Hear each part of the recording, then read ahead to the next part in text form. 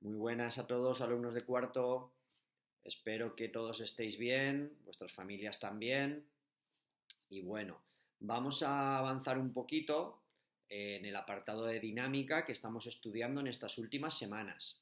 Después de haber visto ya toda la introducción con las fuerzas más habituales a utilizar en estos problemas, hemos hecho ya la parte de los ejercicios de aplicación inmediata, los de color verde.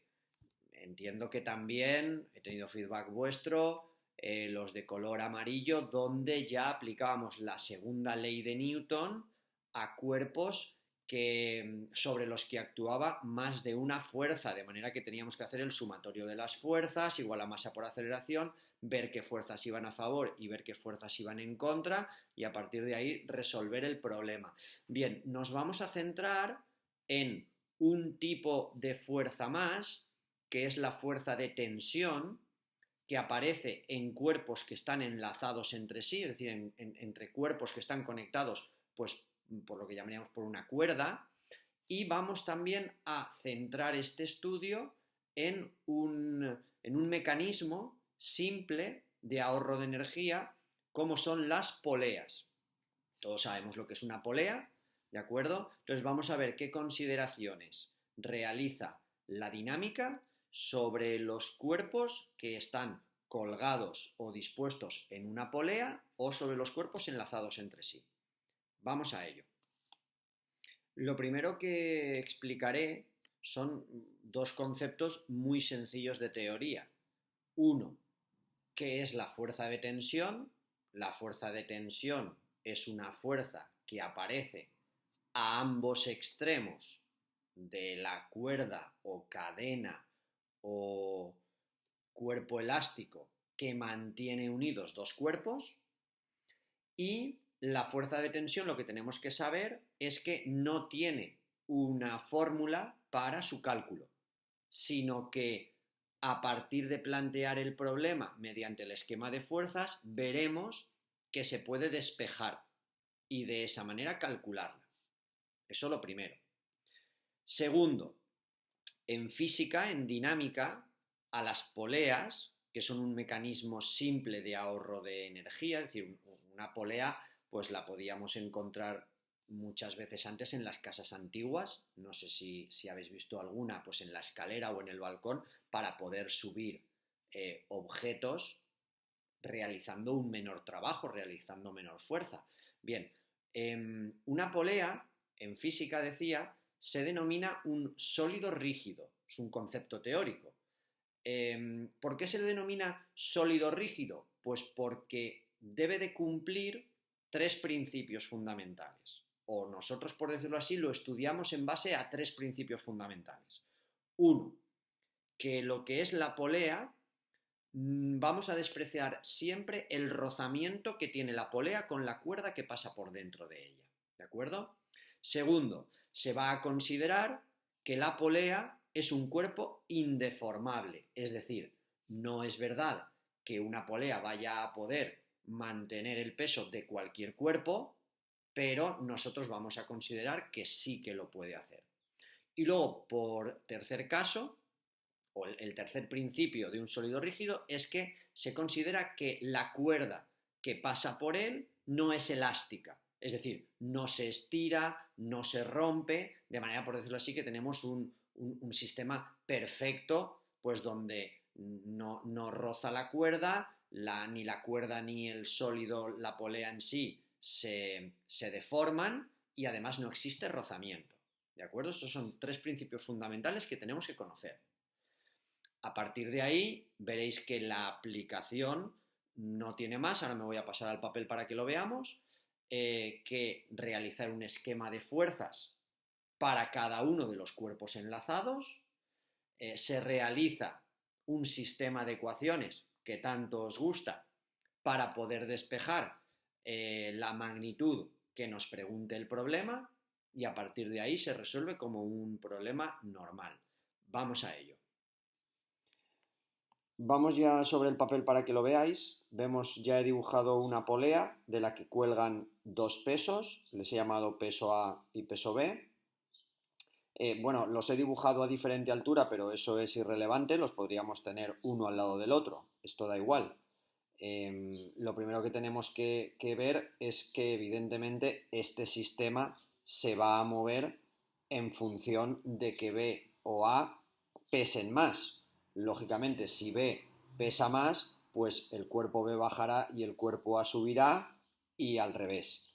Vale, lo primero que tenemos que hacer para entender o para afrontar el problema con una polea simple, pues es realizar el esquema de fuerzas. En el esquema de fuerzas, pues vemos o dibujaríamos cómo el peso del cuerpo A lo que haría o intentaría es que A bajara para abajo, mientras que el peso B lo que haría es justamente lo contrario, puesto que hemos dicho que vamos a considerar que la polea es un sólido rígido, no existirían fuerzas de rozamiento que tuviéramos que considerar, y aquí es donde nos aparece por primera vez la fuerza tensión. La cuerda realiza una tensión sobre el cuerpo A, que es la que hace pues que no se suelte, mientras que la misma tensión está aplicada sobre el cuerpo B y vemos como ambas pues se contrarrestarían una a la otra. Eso lo vamos a ver ahora cuando apliquemos el segundo principio de Newton. Bien, no haría falta dibujar más fuerzas, ya las tendríamos todas. Vamos ahora a aplicar la segunda ley de Newton a cada uno de los dos cuerpos por separado. Aplicar el segundo principio de Newton es aplicar que el sumatorio de fuerzas es igual a masa por aceleración, solo que como en este caso tenemos dos cuerpos diferentes, tendremos que aplicar el sumatorio de fuerzas primero a un cuerpo y luego al otro. Esto sería de la siguiente manera. Por ejemplo, pondríamos cuerpo A y aplicaríamos el sumatorio de fuerzas al cuerpo A. Y cuerpo B, ahora lo hacemos, y aplicaríamos también el mismo sumatorio. Nos quedarán dos ecuaciones de la misma manera y ahora veremos por qué decía antes en el vídeo que lo que vamos a hacer es resolver un sistema de ecuaciones. Vale, para ver las fuerzas a favor y en contra que actúan en uno y en otro cuerpo, lo primero que tenemos que ver en el esquema, o saber o imaginar, es hacia dónde se va a mover esto. Porque evidentemente las fuerzas a favor del movimiento serán unas si esto gira hacia la derecha y A es el que baja, que si es al revés. Es lógico. Vale, vamos a imaginar el problema en el que de momento no tenemos ni el peso de B ni el peso de A. De manera que vamos a suponer que A va a ser más pesado que B, de manera que esto va a girar hacia la derecha, en sentido de las agujas del reloj, A bajará y B subirá. Vamos a fijarnos en el cuerpo A entonces. Sobre el cuerpo A, si A va a bajar, ¿qué fuerza va a favor del movimiento? El peso de A. Mientras que en contra del movimiento va la tensión.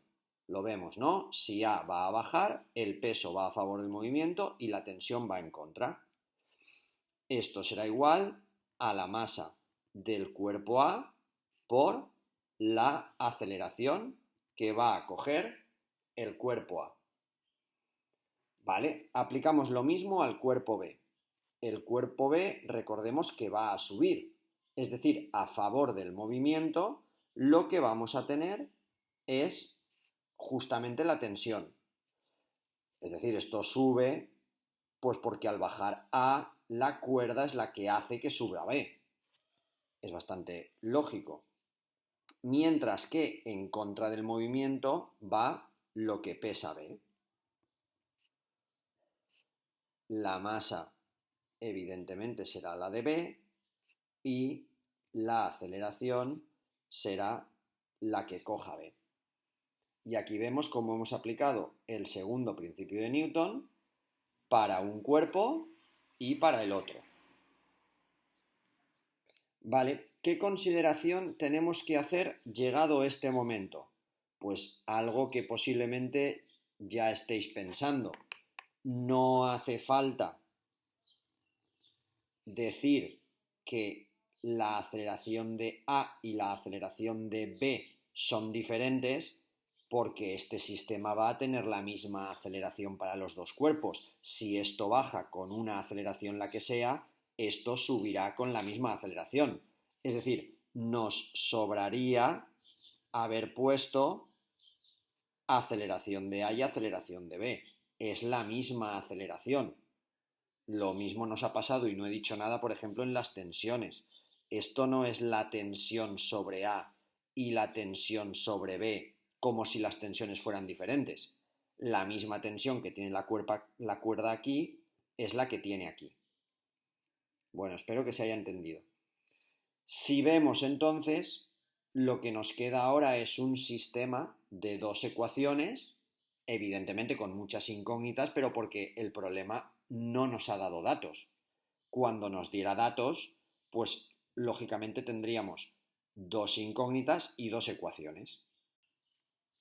¿Cuál va a ser entonces la manera más sencilla de resolver este sistema? Pues va a ser mediante el método de reducción. Si recordáis vuestros conocimientos matemáticos, el método de reducción en lo que se basa es en sumar las dos ecuaciones y a un lado del igual y al otro lado del igual poner todo lo que aparece en las dos ecuaciones. ¿Por qué lo voy a hacer por reducción? Pues muy sencillo, porque veréis que en todos los problemas la tensión para un cuerpo va a estar de manera negativa, mientras que para el otro va a estar de manera positiva. Es bastante lógico porque en el esquema de fuerzas siempre nos va a salir así. ¿Qué voy a conseguir? Que la tensión desaparezca. Ahora lo haré. De manera que me voy a quedar siempre con una incógnita menos.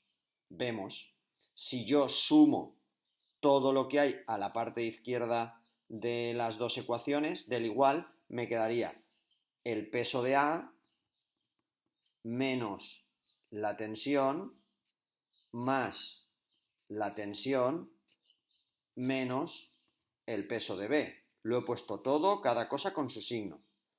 Y al otro lado voy a tener la masa de A por la aceleración más la masa de B por la aceleración. ¿Qué dos cosas puedo hacer aquí? Pues lo primero, que menos T más T los puedo tachar y la masa de A por la aceleración más la masa de B por la aceleración, puedo sacar factor común A. Me quedaría m de A más m de B, factor común por A. Con lo cual esto lo puedo reducir a el peso de A menos el peso de B igual a la suma de las masas por la aceleración. Y aquí es donde quería llegar. Si os dais cuenta, lo que nos queda al final es bastante lógico. El sumatorio de fuerzas para todo el sistema se reduce a el peso de A, que hemos dicho que es el más pesado, es el que va a hacer caer el cuerpo, mientras que el peso de B es el que se va a oponer a que este cuerpo caiga. Y va a depender de la masa de ambos cuerpos por la aceleración del sistema. Esto que he planteado aquí tiene que ser común a todos los sistemas de poleas. Es decir, en todos los problemas debemos de partir de este planteamiento. Una vez lleguemos aquí, entonces ya tendremos que ver qué nos pide el problema o qué datos nos da el problema. Si el problema nos da el peso de los dos cuerpos o la masa, es lo mismo, porque podemos calcular por m por g y nos pide la aceleración que va a tener el sistema. Si nos da la aceleración y tenemos que calcular una de las dos masas, de esto haremos varios. Pero lo importante es ver que el planteamiento siempre tiene que ser este. Nos queda una pregunta por resolver. ¿Qué pasa? ¿Cómo saco la tensión?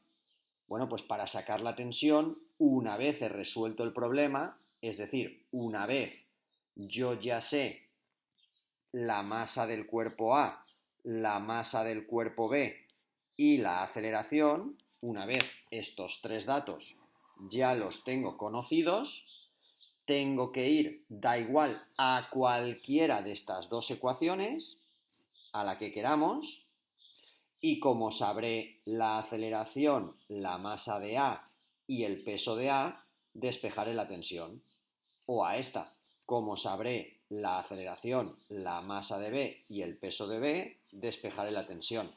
Como es lógico, coja la que coja, me va a dar el mismo valor para la tensión. Bueno, pues ahora nos toca practicar con los problemas. Un saludo.